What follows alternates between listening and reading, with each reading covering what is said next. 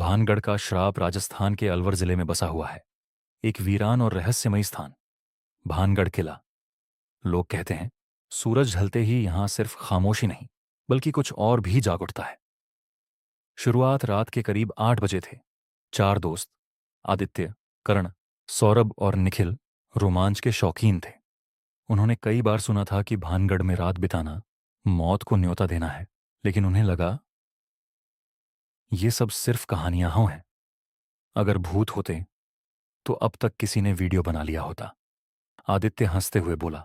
गाड़ी किले के बाहर रुकी। चारों ने टॉर्च उठाई और अंदर कदम रखा। अजीब खामोशी। जैसे ही वे अंदर गए, हवा अचानक ठंडी हो गई। पेड़ों की सरसराहट भी जैसे रुक गई। निखिल ने धीरे से कहा, तुम लोगों को भी लग रहा है कि कोई हमें देख रहा है?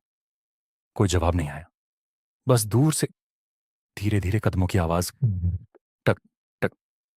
पहली झलक सौरभ ने टॉर्च घुमाई और अचानक उसकी रोशनी एक टूटी दीवार पर पड़ी। वहां कुछ खड़ा था।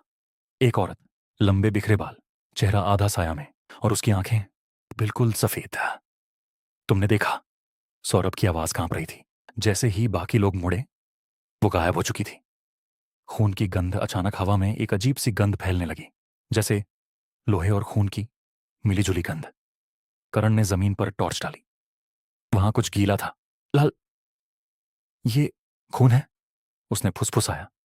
लेकिन जैसे ही उन्होंने ध्यान से देखा, वो खून धीरे धीरे हिलने लगा, जैसे जमीन खुद सांस ले रही हो। पहला शिकार। अचानक निखिल चिल्लाया, मेरे पीछे कोई है। बाकी तीनों मुड़े, लेकिन वहां कोई नहीं था। अगले ही पल निखिल हवा में उड़ गया। उसका शरीर जैसे किसी अदृश्य ताकत ने पकड़ लिया हो। उसकी आंखें बाहर निकलने लगीं। गला दब रहा था। बचाओ, उसकी टूटी हुई आवाज गूंजी।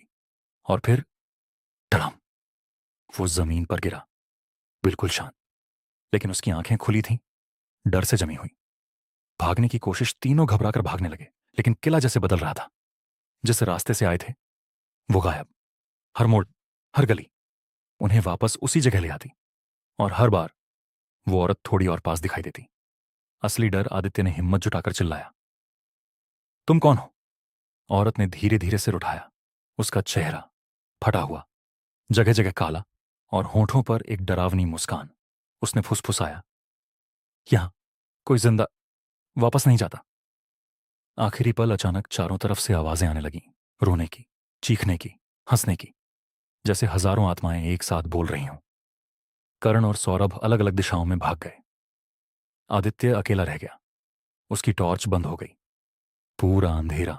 और फिर उसके कान के पास एक ठंडी सांस, तुम भी यहीं रहोगे। अगली सुबह सुबह जब पुलिस किले में पहुंची, उन्हें 3 लाशें मिलीं।